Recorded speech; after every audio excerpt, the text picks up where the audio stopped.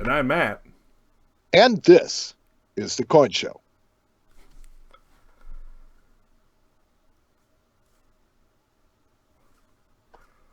On this episode of the Coin Show, Matt and I are going to debut a new segment.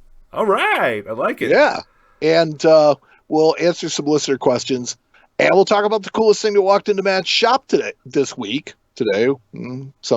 week. Yeah.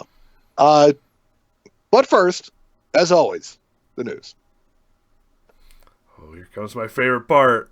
Oh, yeah. Well, the news is brought to you by He's looking Thumbtacks. Thumbtacks. When you want to tag something down, for now, Thumbtacks. just temporary.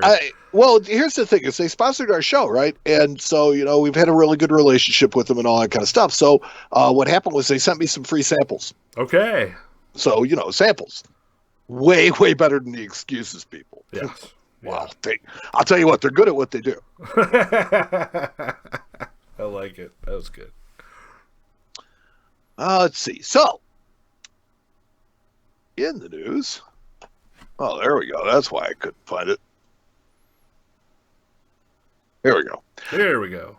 A complete Morgan Dollar set, known as the Illinois set, was celebrated earlier this year. Okay.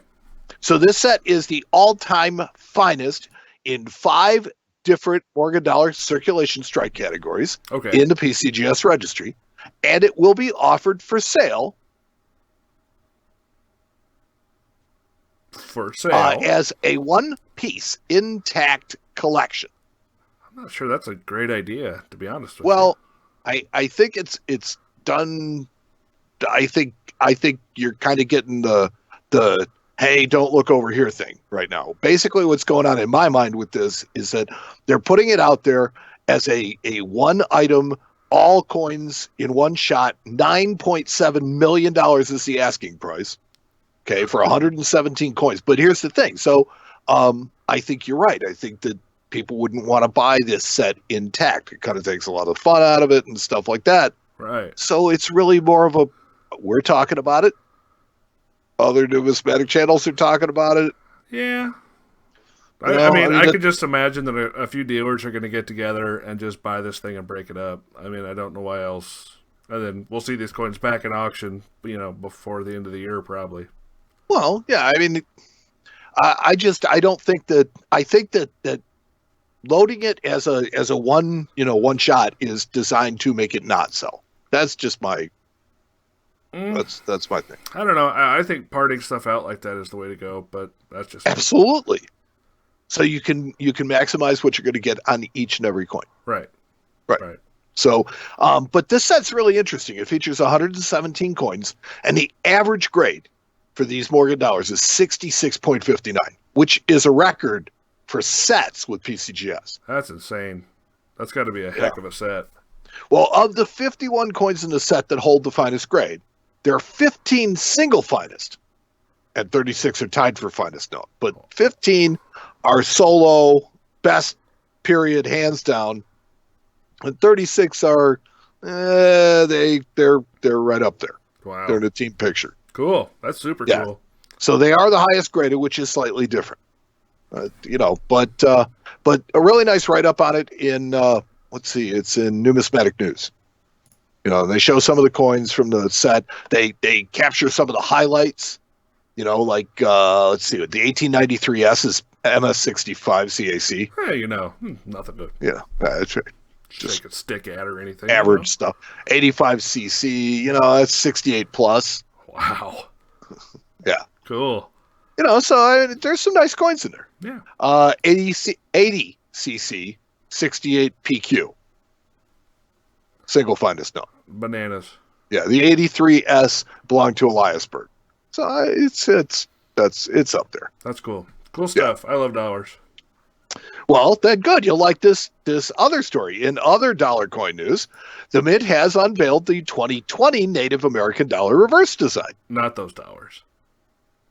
You like dollars? Yeah, I know. You like the kind you can put in your pocket. I like those kind we just talked about. I love those. Yeah. Okay. Well, the The design the U.S. Mint has unveiled honors Elizabeth Petrovich and Alaska's anti-discrimination law. Huh. Petrovich was a civil rights activist that fought for Alaskan rights in the Alaskan territory, so before statehood. Cool. Yeah. Now, it's actually a really cool story. So, in 1941, Territorial Senator Alan Shattuck of Juneau had asked his Senate colleagues, who are these people, barely out of savagery, who want to associate with us whites, with 5,000 years of recorded civilization behind us? Well, when it came time to lobby for this bill, Petrovich was the last person to testify before the Senate voted on the bill in 1945. So this is 4 years later. And her words actually moved the Senate to pass the resolution 11-5. And the most famous of her quotes was, "I would not expect that I, who am barely out of savagery, would have to remind gentlemen with 5,000 years of recorded civilization behind them of our Bill of Rights." That's pretty good. So that was, so she is being honored with the reverse of the 2020 Native American dollar. Now, at least it has some meaning to you and hopefully some other people. Cool. That's cool. Yeah. So Petrovich died in 1958 from cancer.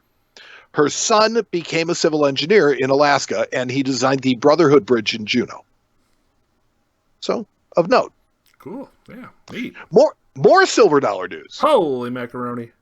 Christa McAuliffe commemorative silver dollars are going to be a thing.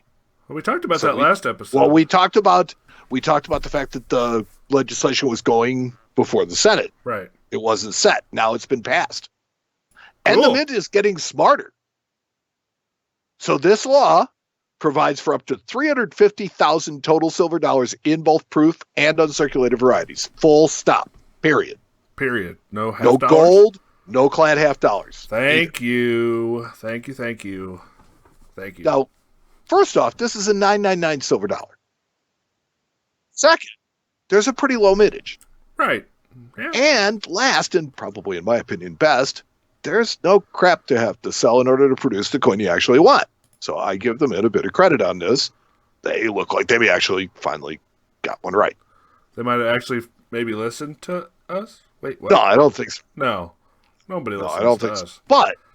But I think that this is becoming. I think this is where your future is. That you can control the mintages. You can do things with the coins that you want and produce.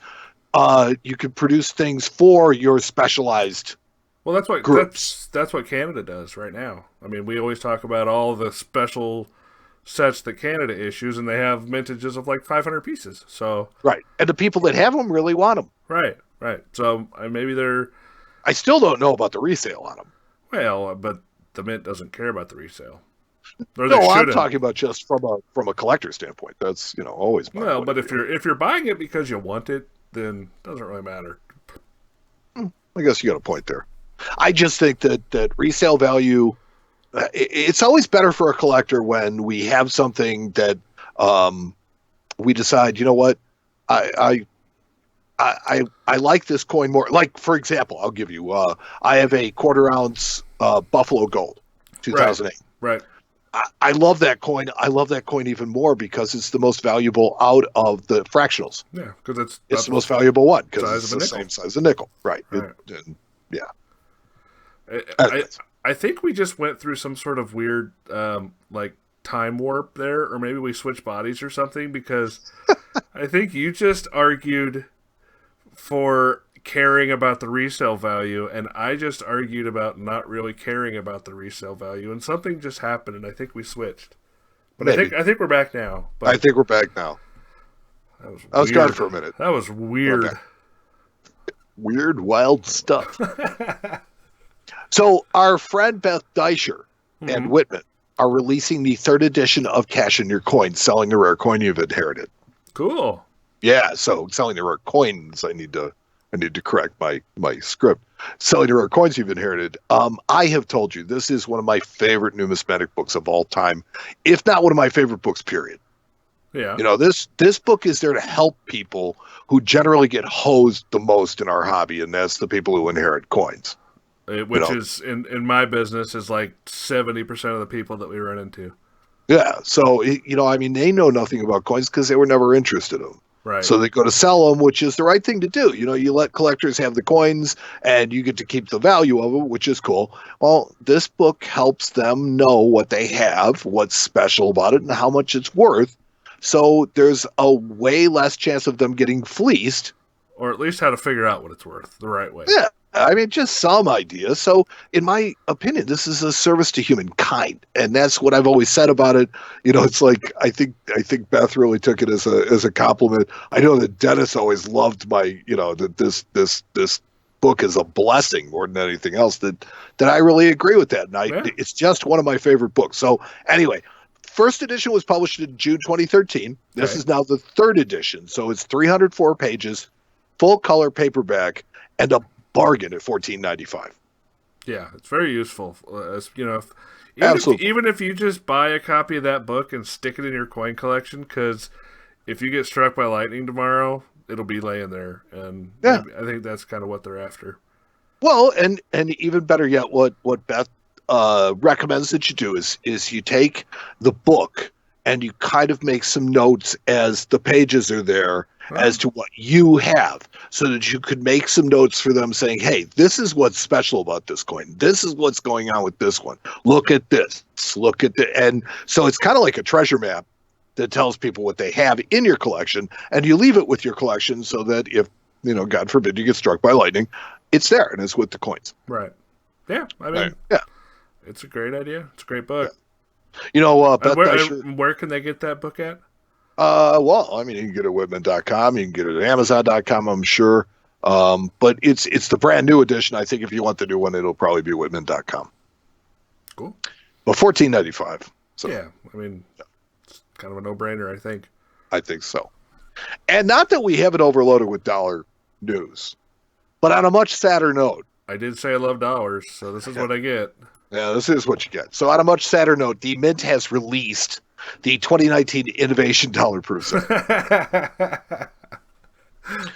4 proof dollars that nobody asked for, overpriced at $20.95 plus shipping. Can't you tell I'm excited?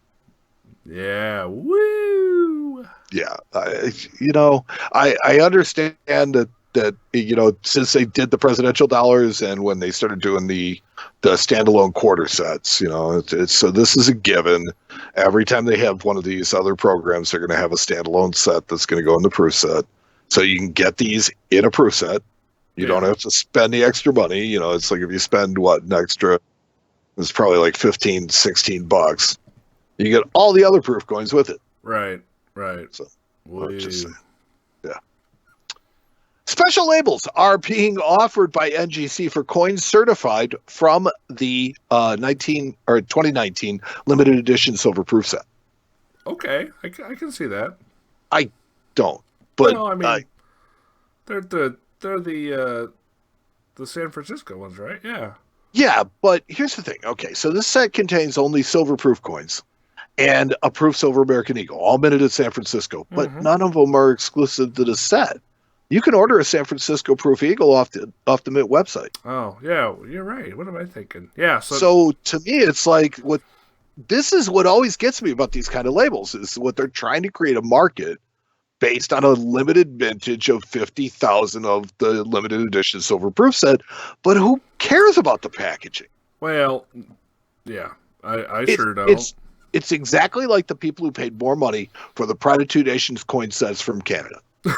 Yeah. Dude. I mean, seriously, it's the same coins. So the coins are the same. As a dealer, Matt, would you ever pay a premium based solely on what package something came from? Yes. GSA dollars. There you go. Sorry. There's always an exception to every rule, right? Yep. But as a rule, find me a 91 Carson City in the GSA box that's worth, $2,500. No, $2,500, $3,000 inside of a GSA packaging, and outside the same coin's worth $500. So what if it's in a PCGS holder that says GSA holder? Doesn't matter. They want the original.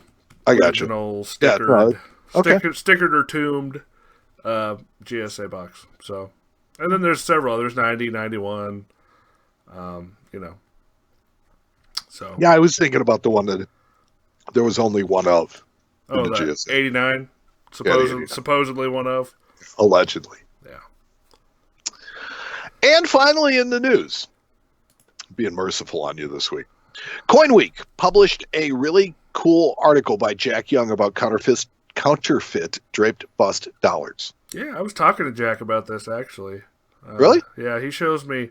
I do a lot of work with Jack. I help him with a lot of these counterfeits these really scary ones. You know, he specializes in copper. He's an EIC guy, so a lot of times he'll send me a picture of something. You know, it says he'll say, "Hey, what do you think of this?" So I've actually seen these coins before this article came out. You know people. Well, so yeah, I was going to say, if you have a chance, go check it out. The article talks about both genuine and counterfeit bust dollar coins from 1795 to 1799. And the discussion was born from the Dayton EAC convention. So yeah, he's an EAC guy. Mm-hmm. And since very few people know about a lot of the early bust dollars, there's just not a lot of discussions or other venues from which to learn. And so for me, it's, kind of rare to find articles on this kind of stuff. And I think that if we don't pass some of this stuff on, it may be lost to future generations. These are really scary too, because they actually took a genuine coin and cloned it, basically. And in the article, he shows all these little circles, and all of these circles in the article are actually marks that are on every single example. Right. So they're diagnostics for the counterfeit. Right. We call them sister marks when we're researching them, and you can kind of see the similarities between the two coins just from those marks. They're obviously different pieces, but they have these same marks, and that's really a cool way that we're able to trace some of this stuff. Now, I had written in my notes that I had a question for you, and that is, how strong is your bust dollar knowledge? I'm usually pretty good. I'm. What? Did you have a question? No. It was just really because here's the thing. I mean, I know that Mega Red will eventually have to give us a huge chunk on early dollar coins. Right. But when I think about things, it's like if I want to know something about Flying Eagle cents, we know where to go, right? Right. If you want to know something about proof Indian heads, I know exactly who to go to. If I want to know about Standing Liberty Quarters, Jay Klein was always the guy. He was the guy to go to. Right. So is there somebody that you know in the industry that's thought of to kind of be like the guy when it comes to bust dollars? I mean, not really. But there is the Bolander book, which is, if you look at the B numbers, B-14 is the Bolander number.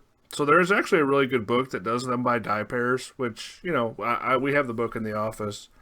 So that's kind of your standard go-to guide on bust dollars. I gotcha. So the article has lots of pictures on both the genuine coins and the counterfeits with the diagnostics of both. If you have any interest at all in early bust coinage, I highly recommend that you give it a read. Well, and the other thing is these same counterfeiters are making everything. We have found Standing Liberty quarters, Gobrek dollars. I mean, there's just all sorts of stuff that they're making, and they're taking genuine coins and they're just basically turning them into clones and pumping them out. So this is the next level of Chinese counterfeits, and we're doing our best to kind of stay on top of them and trace the lineage of these coins and where they come from and where they go to. So the best we can. It's not easy, but we do it. Oh. And Jack is instrumental in that. I'm just a helper, but he is always, I wish I had more time to dedicate to that cause because it's a really good one. But Jack's the man. He's really awesome. So you're a helper monkey? I pretty much, yeah. I'm a trained helper monkey. But I like it. It's fun, and I like to keep my finger on what's the pulse of what's going on with the Chinese counterfeits, because that's one of the biggest things that I think is threatening our hobby at the moment. So, no, absolutely, yeah. Bad coins getting out there to people that don't know what they're looking at. Well, some of these coins end up in genuine slabs. That's how good they are. And end up in major auctions, and we can trace them that way too. So it's scary stuff, but I want to be on top of it, so I try to help as much as I can. Cool.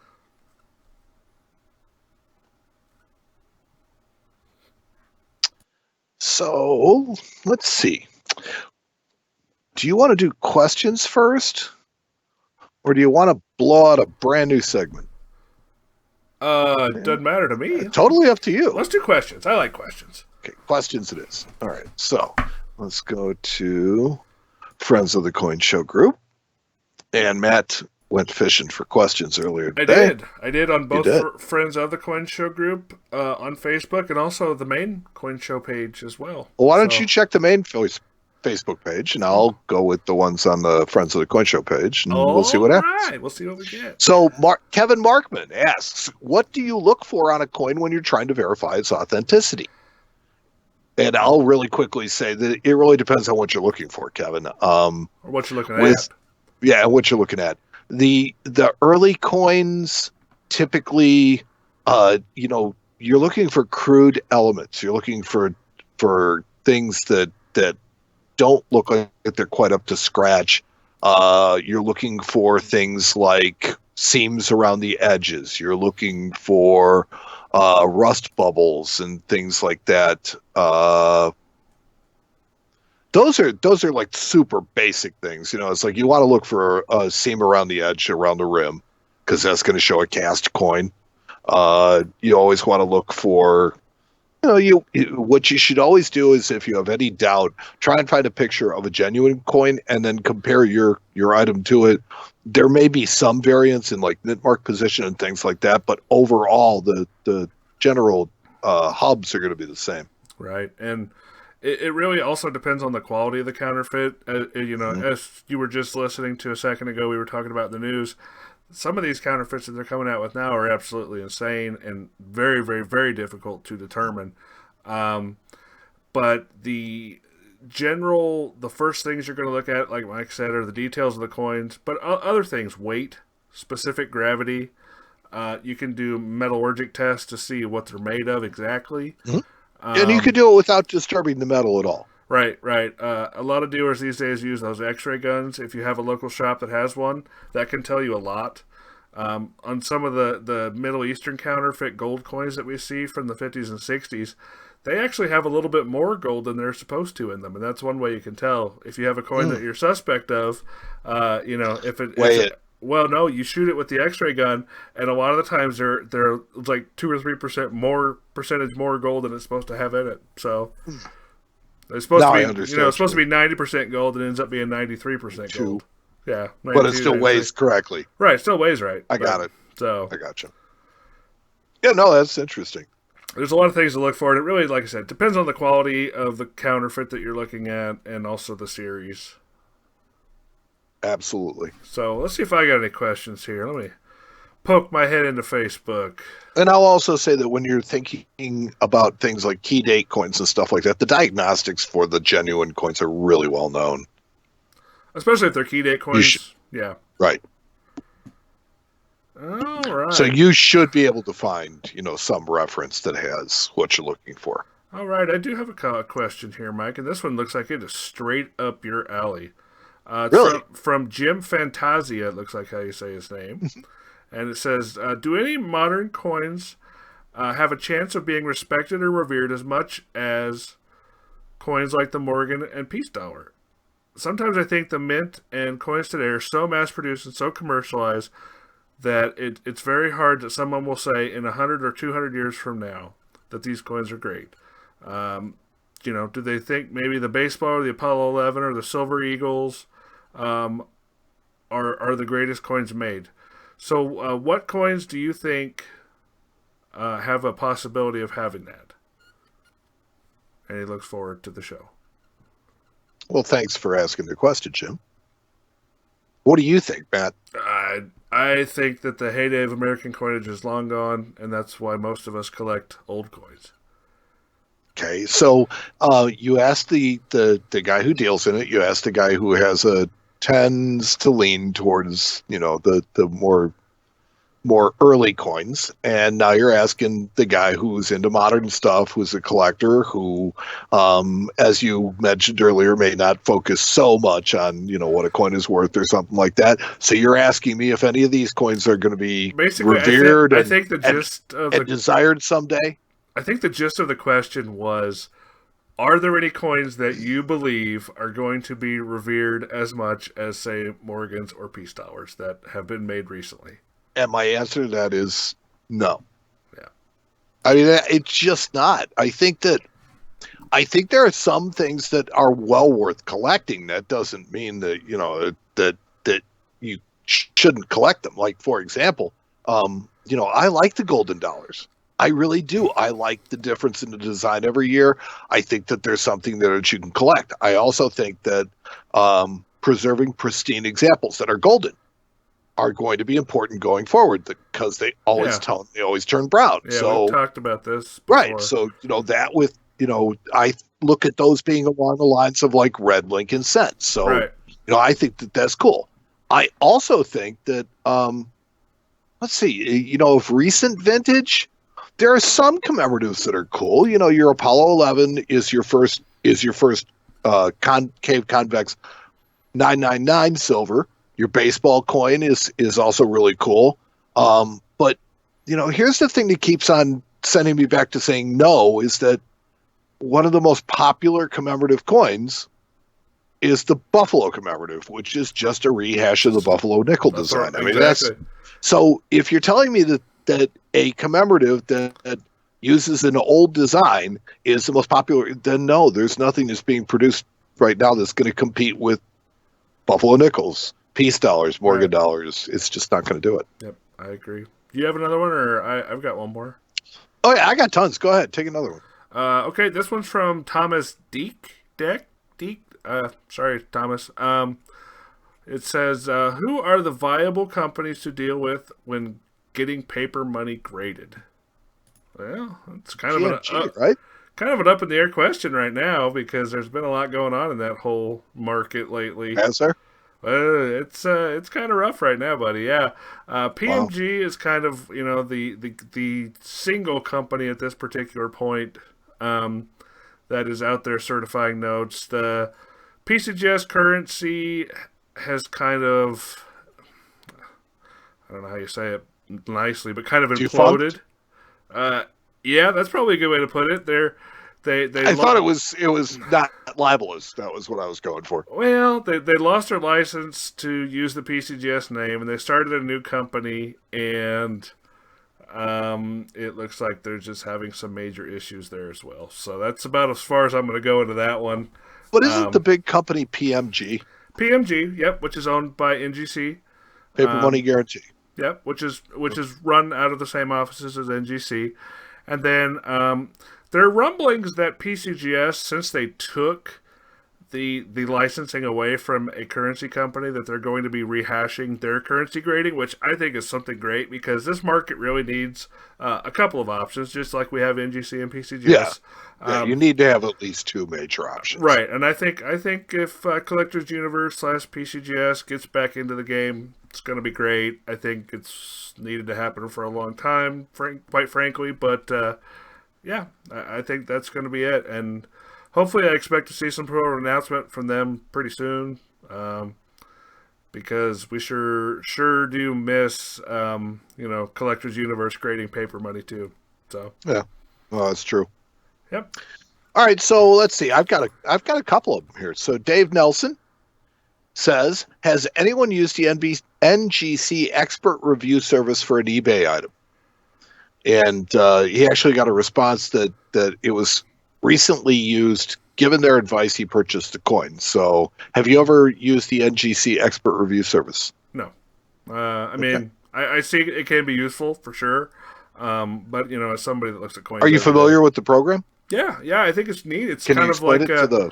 Certainly, yeah. Every NGC, or I'm sorry, every eBay item now has a little NGC logo underneath. I think it's on the right hand side, maybe down by the price even. But basically, for a small fee, you can have an NGC expert look at the listing and give you their opinion on if the coin is genuine or not. And if Okay. there's anything that stands out, I believe Glaringly if there's wrong anything with it. glaringly wrong with the coin, they will tell you. So basically, you get a coin expert to look at the listing and give you their opinion, which is awesome. And then I think actually, if you do use that service and buy the coin and send it in, I believe you get some sort of discount as well on that particular coin. So it's a cool idea. I like the integration with eBay, and yeah, I'm cool with it. Wayne Sackman asks us, I'd love to hear a discussion on the best method for submission of coins to PCGS and NGC. I know what it would cost me as a non-dealer to submit coins. I'd love to know what the costs are for dealers and what you charge a customer for coin submission as a dealer. Do you get discounts that you pass on to your customers? Every dealer is a little different on how they handle these. Believe it or not, we don't get that big of a discount. I don't want to quote any numbers, but I think it's somewhere between 10 and 20% off of the standard collector grade prices. What we do in my office is if you come in, whether you have 1 or 25 coins you want to get graded, we charge a flat $15 fee that covers us filling out all the paperwork, packaging them up, and then you pay the actual cost of everything else. So that's how we do it at my office. Everybody's a little different.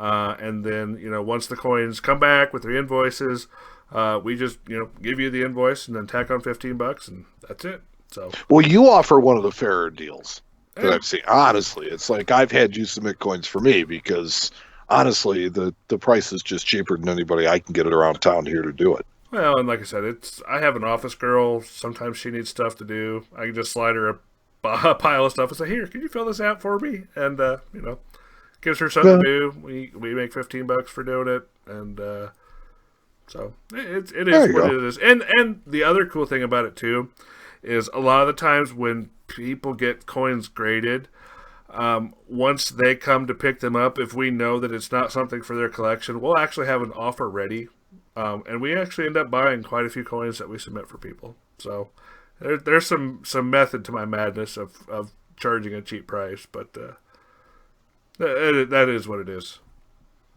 Okay. He also asks, I have many no S proof sets in my collection. Most have nice deep cameo coins. Is it worth risking damaging them, cracking them out, and placing them in flips, or can the entire sets be submitted to NGC or PCGS in the original government package? Will they even accept the proof sets in the OGP if the only coins I want graded are the no S dimes and nickels? Okay, so it does sound like he knows what he's talking about when it comes to the no S coinage, because there are some sets that do have, mint errors that they forgot to put the S on the actual die. I was wondering if that was part of the question, but since he said nickels and dimes, because that's the coins that we see him on, it sounds like he does know what he's talking about. I have actually I'm getting ready. No, I think we did just submit one of those sets, and we actually took it apart for the customer. Just because he asked us to. I do know from my past experience that they don't tend to like to have coins in their possession that they are not grading or not. Yeah, looking that makes at. sense. So I believe that your best course of action is to take them out before you send them off. And if you're going to risk any coins in that set, just risk the non-valuable ones. Right. Okay, let's see. Matt, Mike, you used to discuss different types of coins in detail. How about doing a discussion on key dates? Like talk about the 1909 SVDB or the 16D Mercury dime. Do one in each podcast and detail montages. What makes them rare? Matt could talk about the highest grade he's handled in prices. Yeah. Been there, done that, bought the t-shirt. The problem is that after a while we just started to run out of subject matter to cover. We felt like it was getting stale, and that in and of itself kind of really dragged on us. So we're going to do it here and there as we kind of want to do stuff like that, but it's not going to be a solid rotational segment. It's not in the show that we do anymore. Although we still talk about all kinds of different things. And the best part is all of our old shows are available. We have discussed that coin in previous episodes. Mm-hmm. You can go back and listen to them. They're there for your perusal.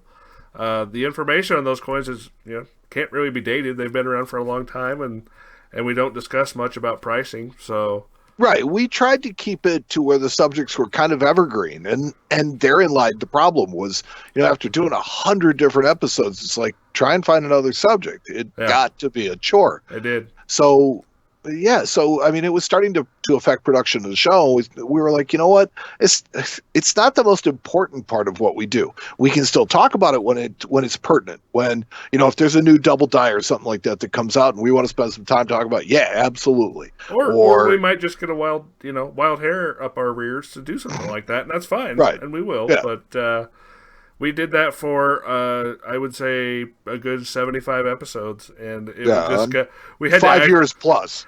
We actually had to keep a list of the things that we have talked about, so we didn't go back and do things twice. Oh no, I'll tell you what. The worst part about it is, I think yes, we did, and it's like I want to say about Susan B. Anthony Dollars. What's worse is it was only 4 episodes apart. That was the worst part.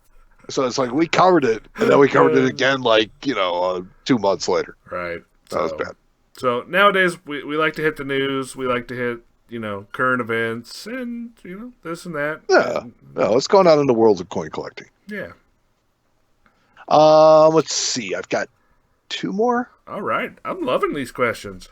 Okay. Kevin Kelly says, I would appreciate your comments and opinions on the future of the $quarter beginning in 2021. And thanks, Matt, for the recommendation on which of the large cents, since he was considering purchasing at your shop a couple of weeks ago. I'm glad I took your advice, but I purchased the other one too. Love those early coppers. Well, Yeah. Awesome. So future of the $quarter beginning in 2021. You probably know more about this than I do, but I gotta feel like there's another multi-year program coming, buddy. Right. So if I'm correct, 2021 is the year that we're going to get the what is it?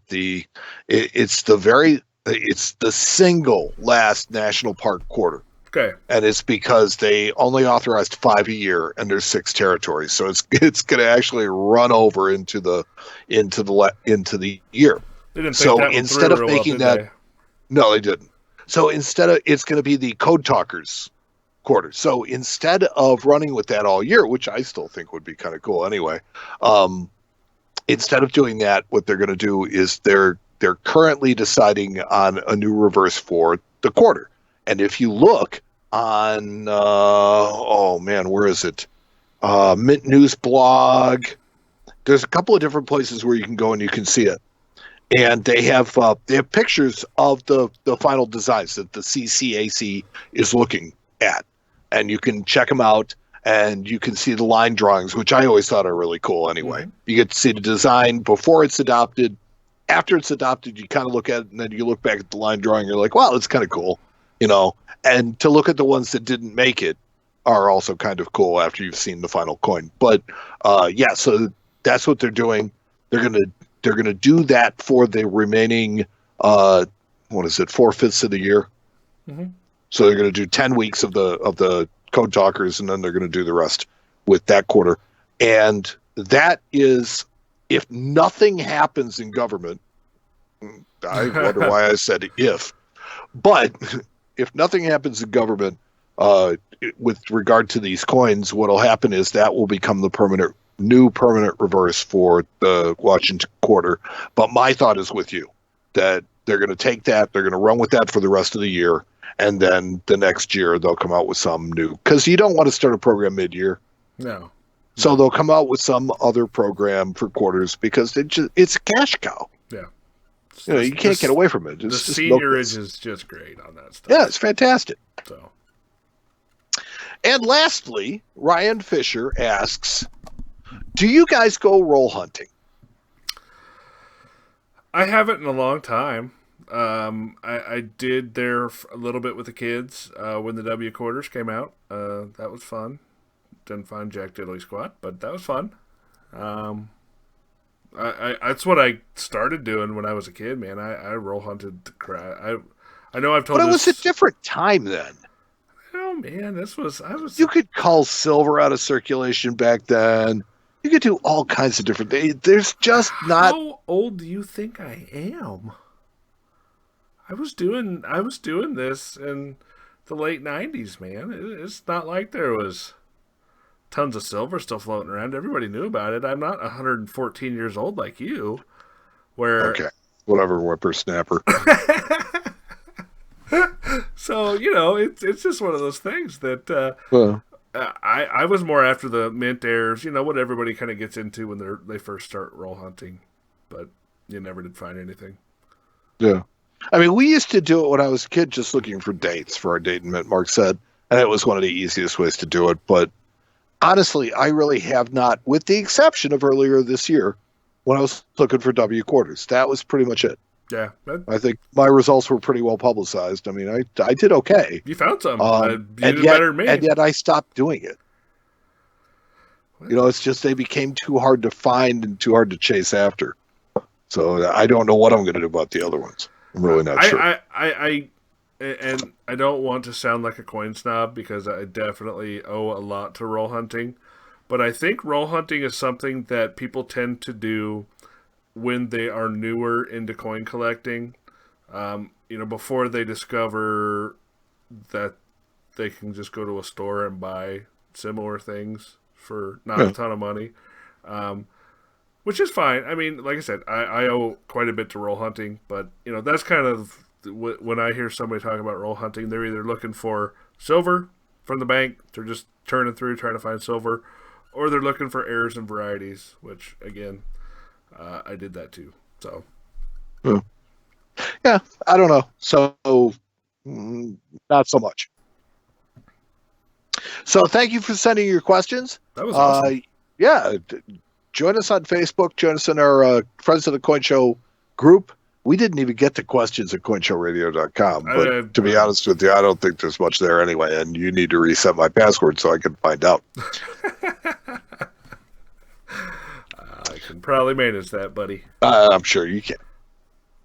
All right. So now for the fun part. Now it comes time for Mike, a brand new segment. Can I give you an intro? Yeah, absolutely. You ready? Yeah. Here it comes. Hey, Mike. Hey, Matt. What you reading? We are going to do a brand new segment called What's Mike Reading? And tonight is going to be the debut, well, we'll see if it flies or if it crashes and burns.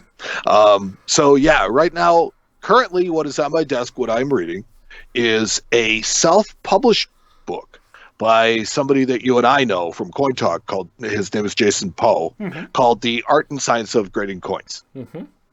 And Jason wrote this and he published it. And it's a fairly light read. It's not, super, it's technical without getting like super heavy into language. Over your head technical? Right. It's one of those where you can actually read it. You can digest the information that he gives you because it's written in just regular normal lay language, but he does describe things very well. He points out differences in the metallurgy and talks about everything from surface conditions to what tools a grader uses, how you evaluate contact marks.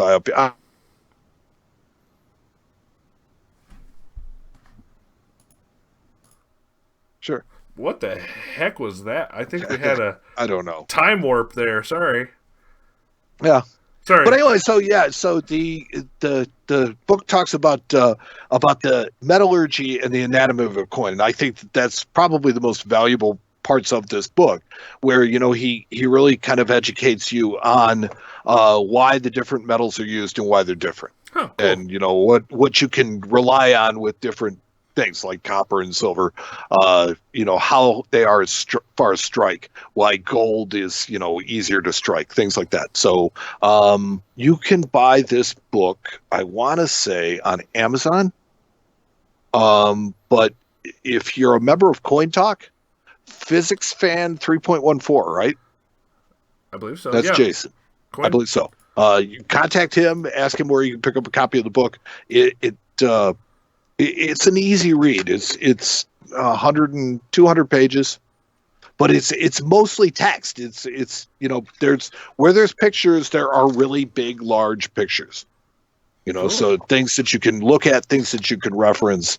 I just like it as a read. I thought it was really cool. It covers all types of different series, so it's not like specialized on modern coins or ancient coins. It does specifically refer to U.S. coins. So, I mean, it's within the last 200 years, 250 years. Cool. I like it. Yeah, absolutely. The book is for sale, like I said, I think on Amazon.com. It's The Art and Science of Grading Coins. Cool. So that's what you're reading. That's what I'm reading this week. I like it. So if that's what I'm reading this week, what was the coolest thing that walked into your shop this week? Oh, this is a cool one. I got a cool one. It's pretty cool. Okay. So this one walked in kind of virtually, which is really strange. And I know that sounds kind of weird, but I was on Facebook the other day, and somebody sent me a message and said, "Hey, Matt, I've got this coin, and I want to sell it. What do you pay?" So he showed me the coin. We started talking, and we came to an agreement. And within a few days, the coin was shipped to my office. And so he wasn't even local. Wasn't even local. No. Wow. Yeah, I know. Isn't that fun? Yeah. But so in a way, it kind of what walked into my Facebook inbox. No, he walked into your shop because he walked in with the postman. Well, that's true. That's true. It always walks in. But we bought an 1813 Cat Bust half dollar in PCGS MS64. Wow. Yeah, beautiful coin too, and the coin was absolutely just flashy, lustrous, absolutely stunning. The coin was really. Now, how does a coin that's over 200 years old flashy and lustrous? It's absolutely almost impossible to think of. But seeing this coin in your hand, there are no other words to describe it. But besides that, so it has tone to it, right? No, not really. This coin was mostly white, actually, which is kind of strange. I know it really was like, wow, this is what they looked like when they made them. Wow. It was really a neat coin. The die pair itself was kind of unique as well because there were multiple die clashes that shifted just ever so slightly in between clashes. So you had the effect of the ribbon above the eagle on the reverse was showing under Liberty's neck and was shifted a little bit. And you could, and showing, doubled there. You could actually see this without a loop because a lot of the times when you get 1813 bust halves, they're pretty heavily circulated, and you can tell that there's a clash there, but you can't really make out a lot of what's going on. This coin, you could see everything, and it was just absolutely cool. It's mid-state, so I would imagine so. And you got to remember, these coins were made on a screw press. Right. So the fact that they were made on a screw press means that, this is a pretty major error. But that kind of stuff happened back then. The really neat part about this coin, though, is I get uncirculated Cat Bust halves pretty often, but they're almost exclusively either MS61 or MS62, which, if you know anything about modern grading, MS61 and MS62 and Cat Bust halves are just really, really, really nice AUs. I was going to say, because they're not like super baggy. No. But this coin being a 64, it really was what I would consider to be an uncirculated coin for this series. There was no wear. The coin, like I said, just had absolutely screaming luster for a coin of that age. And I can see your face that you're absolutely just confused right now. But well, no, it's like I'm trying to think about it because it sounds like a beautiful coin. It sounds absolutely stunning. I love it. But it is kind of odd to me that it shows no tone. Right. And that there's a little light toning on the obverse, but nothing heavy. Yeah. And I was actually kind of deep in thought about what you're talking about with the die clashes. So I think about the fact that, this is an MS coin and you can see the die clash, but they were so much less likely to take those dies and throw them out back then because they overused everything. They had to keep using it. They couldn't afford other stuff. Right. So there are a ton of other dollars with this or not. It's a half, right? It's a $50, yeah.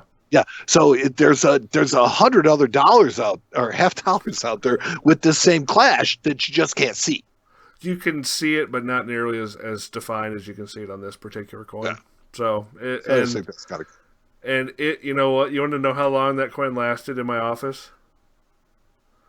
Okay, so let's see. You bought it over the internet.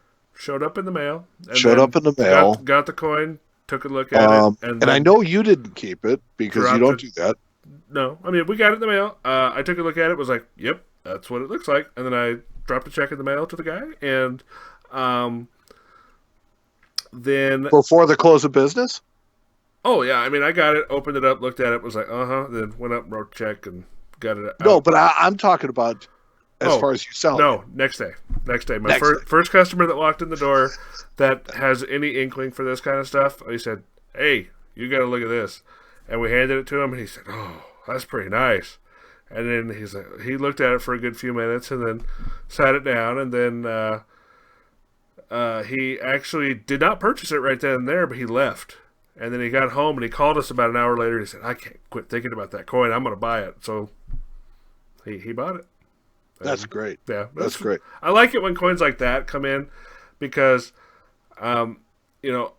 it's not very often that I will buy a relatively expensive coin without having an idea of what I'm going to do with it. But every once in a while, I buy a coin like that just because if I look at that coin and go, wow, that's pretty cool, then... It's bulletproof. It's pretty awesome, and I think that anybody that knows those coins... If you look at it and you're wowed by it, that means that most collectors will be, and a lot of dealers will be. Well, and that's the thing. I look at a lot of coins. I go to what else shows. I don't say that a lot about coins. Right. So... Yeah, and I've seen some pretty nice coins with you. Right. And that have just not really affected you. I mean, I've heard the word wow come out of your mouth a couple of times, but not that much. Right. And especially, this coin was like... we sold it for, somewhere around $5,000. I mean, nothing crazy. I mean, it's a lot of money, but in the grand scheme of things, it's not a lot of money. Well, it's probably why the guy had to go and come back because, when he was looking at it, he knows what that coin is worth. And he knows, so he's sitting there and he's trying to figure out, okay, so if I've not paid the mortgage this month, probably doing those kind of calculations and figuring out how he could bust it down and make it happen. So I think he had to go home and make sure that his wife wasn't going to kill him first. But that's usually a good idea. Yeah. Happy wife, happy life. That's right. That's right. So you and I both know that. Well, for sure. Yes, we do. All right. Well, there's 149. What's next, buddy? That's it, man. That's all we got. We are spent. I know. 149 in the books. 149. 149. And we haven't been at it for an hour and 49 minutes. No, I mean episode. Oh, yes. 149. Yes, absolutely. 149, which means next one is the 150. Is it sesquicentennial? Sesquicentennial, yes. It'll be our sesquicentennial issue. I'm actually, it's funny because we made a big deal out of 100. And 150 is going to come and go without us really making too big a deal out of it. It's just kind of another show. I think we are going to do the live stream after 150 on Facebook. We've been doing these every once in a while. I don't think we've really mentioned them much in the show. No. But, if you're feeling so inclined and you do have a Facebook and you're in either Friends of the Coin Show group or just on the regular Coin Show page, after we record the show, we're going to hang out for a while on Facebook, chat with you guys, just have fun. We like talking to people. It's just kind of a hangout BS session with us. Well, it's almost like a mini show. It really is. It is. It's kind of like a little mini show. It's kind of like a mini show. It's nice that there's no real format to it. Right. And we can do whatever it is that we want. Right. But there's no structure or there's no musts.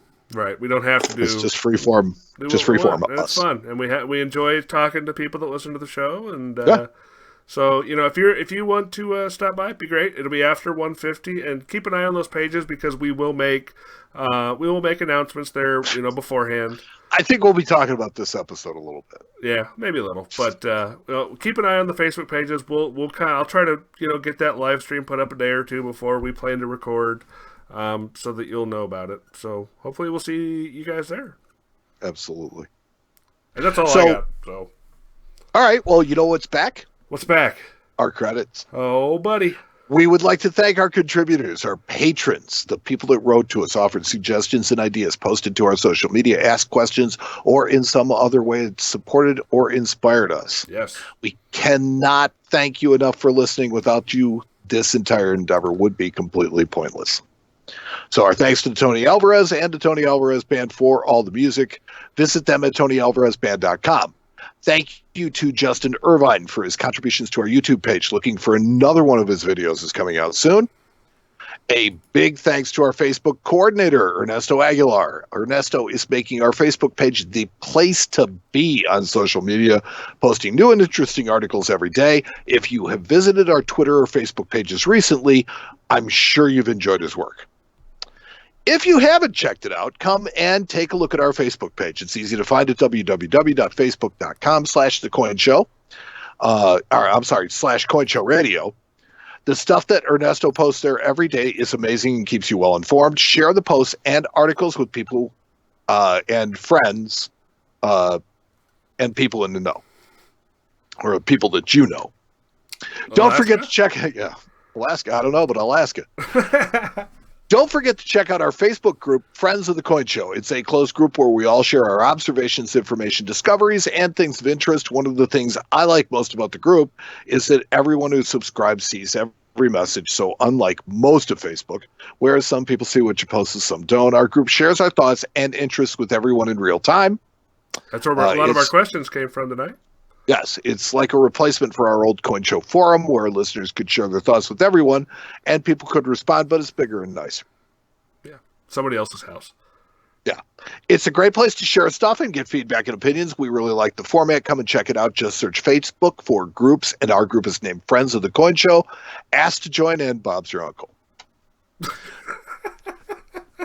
Did you know that this and many recent episodes of the Coin Show are available for your listening pleasure on Apple Podcasts, Spreaker.com, iHeartRadio.com, and of course our website, CoinShowRadio.com. So that's right. If you visit our webpage at CoinShowRadio.com, you'll find links to listen to or download all of our past episodes, all of them, every last one of them. You can also make comments on the episodes there, so share your thoughts. On our website, you can also ask us questions through our link to questions at CoinShowRadio.com. Check current precious metal prices, read the book reviews and recommendations, or see pictures of some of the cool stuff that Matt has walked into Matt's shop, or become a patron of the Coin Show. That's also very highly encouraged. We also now have a fairly active YouTube channel, thanks in part to our patrons. So we now have new videos posted every week, sometimes more than one. You know us. You can check us out at youtube.com/thecoinshow. And speaking of our patrons, a huge thank you to you, and thank you to each and every one of them. Our patrons have been the driving force for the updates and upgrades to Coin Show podcast, and we appreciate and love in each and every one of them.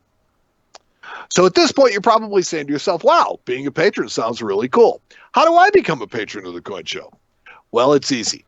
Go to www.patreon.com/thecoinshow, and you can make a one-time donation, or you can support the podcast every month. There are different levels to fit any budget. We appreciate support on any level. You can go to our website or our social media pages and share your thoughts with us. Tell us how we can improve your Coin Show podcast experience and make it the best coin podcast you've ever heard. Whichever you like to do, share our podcasts, our website, our content on Twitter, Facebook, Instagram, and YouTube with your friends. It will make you better looking, and women will find you irresistible. Or men, whichever you prefer. Well, maybe not. But it will make you look like the cool kid in your group for finding us first and being way more in the know when it comes to coins. So for the Coin Show, I'm Mike. And I'm Matt. And we'll talk to you next time on the Coin Show.